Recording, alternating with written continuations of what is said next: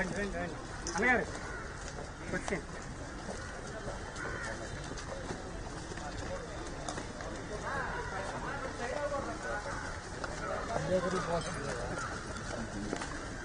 ఒకరు వస్తాం సార్.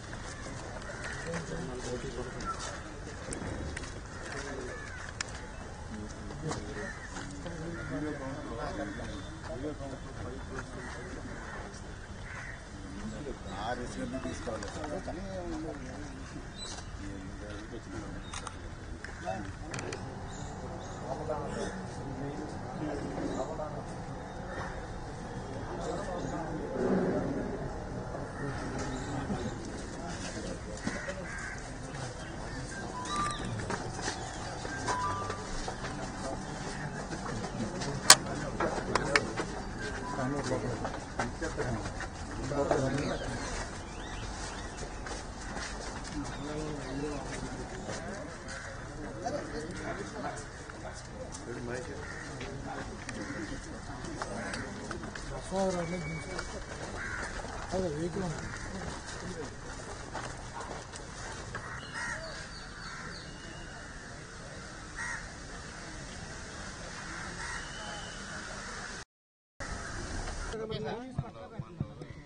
ఈరోజు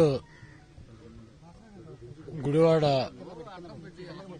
శాసనసభ అభ్యర్థిగా వైఎస్ఆర్ కాంగ్రెస్ పార్టీ అభ్యర్థిగా నామినేషన్ వేయడం జరిగింది.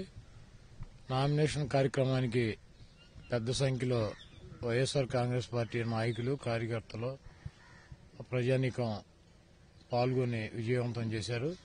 ముందుగా వారందరికీ హృదయపూర్వక నమస్కారాలు. ఈరోజు ఈ రాష్ట్రంలో తెలుగుదేశం ప్రభుత్వానికి వ్యతిరేకంగా చాలా స్పష్టమైనటువంటి గాలి, జగన్మోహన్ రెడ్డి గారి గాలి కనపడుతుంది. వైఎస్ఆర్ కాంగ్రెస్ పార్టీ అధికారంలోకి వస్తే పేద ప్రజానీకానికి, బలహీన వర్గాలకి, బడుగు వర్గాలకి, మైనార్టీలకి న్యాయం చేకూరుతుంది. ఈ 5 సంవత్సరాల పరిపాలనలో ప్రజలు పూర్తిగా చంద్రబాబు మీద వ్యతిరేకతతో ఉన్నారన్నదే ఈ రోజున నామినేషన్ కార్యక్రమంలో పాల్గొన్నటువంటి ప్రజానీకాన్ని చూస్తే అర్థమవుతుంది.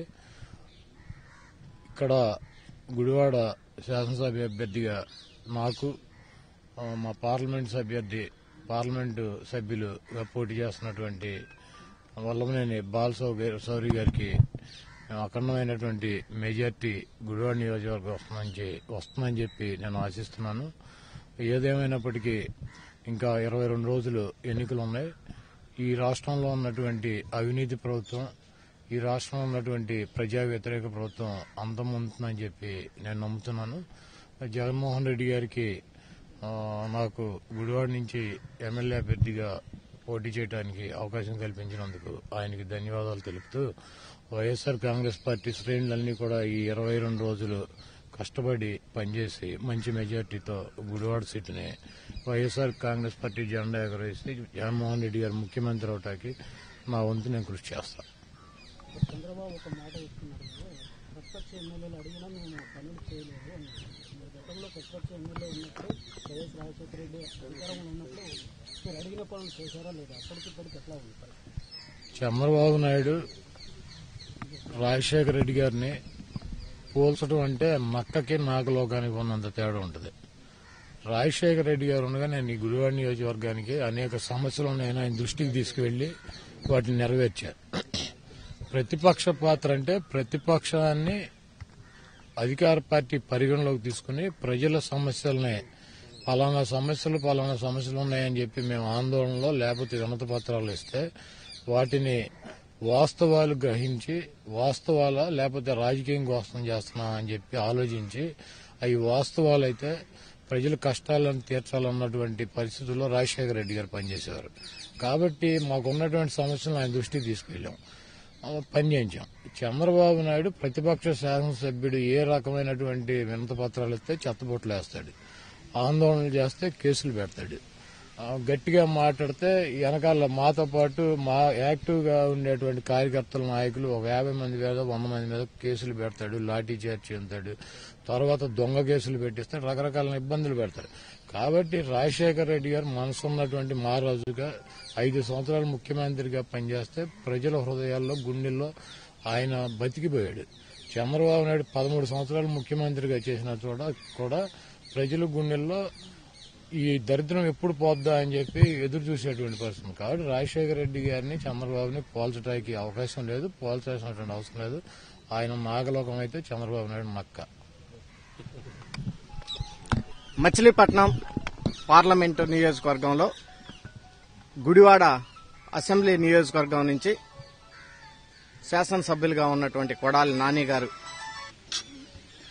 నామినేషన్లో పాల్గొనడం జరిగింది. ఈరోజు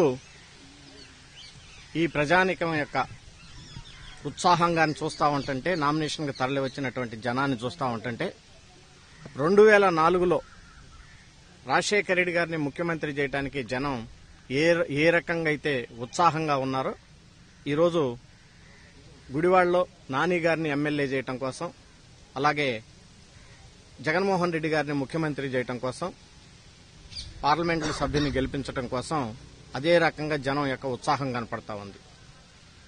నాని గారు 100% ఇక్కడ 100% మంచి మెజార్టీతో గెలుస్తారు. అదే రకంగా పార్లమెంటు సభ్యుడిగా పోటీ చేస్తున్నటువంటి నాకు కూడా ఆయనటువంటి ఆధ్వర్యంలో నాకు కూడా ఒక గుడివాడ నుంచి మంచి మెజార్టీ వస్తుంది. దాదాపు ఈరోజు ఈ రాష్ట్రంలో వేవ్ గాని చూస్తూ ఉంటుంటే, ఎన్నికల యొక్క వేవ్ చూస్తూ ఉంటుంటే 125-130 సీట్లు వైఎస్ఆర్ కాంగ్రెస్ పార్టీకి తగ్గవు. అలాగే ఎంపీ సీట్లు 22 దాకా, దాదాపు 25కి 22 దాకా వస్తాయి. కేంద్రంలో కూడా జగన్మోహన్ రెడ్డి గారు ప్రధానమంత్రి ఎవరు కావాలంటే విషయంలో చక్రం తిప్పేటువంటి అవకాశం కూడా స్పష్టంగా కనపడతా ఉంది.